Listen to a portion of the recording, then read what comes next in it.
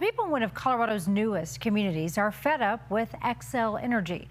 It's not just the increasing rates they're saying, it's that they say they are paying for service that they aren't even getting. It's spotty, unreliable, 46 outages this year so far. We're talking about Sterling Ranch, a community south of Chatfield State Park in Douglas County. People in that area say they're dealt regular outages with little explanation. Alan Janae is working in your community of Douglas County tonight. Well, just Friday, with the power out to this business behind me for about 5 hours, they had to shut down. This community has about 2,500 homes in it already, but it is still only about 20% built out, which means people are worried about power today and into the future. It's a community where there seems to be plenty of power in the sky this summer, just not consistently on the ground. Sterling Ranch is clean and new and at times in the dark. 3 times now cut our power off with no notice for a long period of time.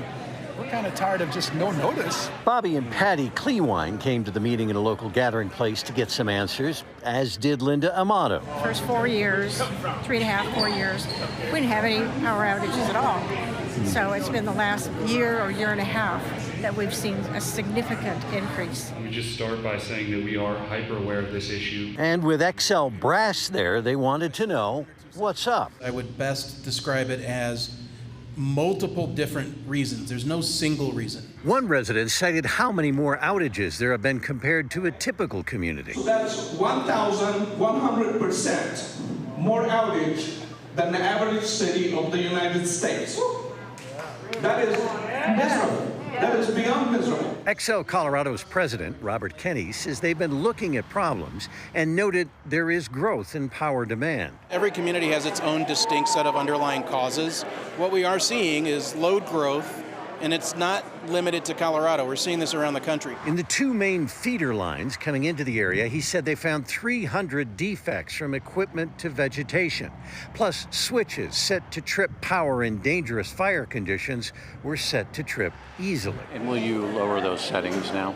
We are looking at what we can do with respect to the settings. We don't want to sacrifice public safety. High demand from electric car charging? Well, not really, says Xcel. It says demand is up for electricity in general, and one of those reasons is rising heat. Xcel says its repair to the line should help things by October, as well as the construction of an additional substation, which will mean a 3rd feeder line into this area to help out. In Douglas County, I'm Alan Janae, covering Colorado First.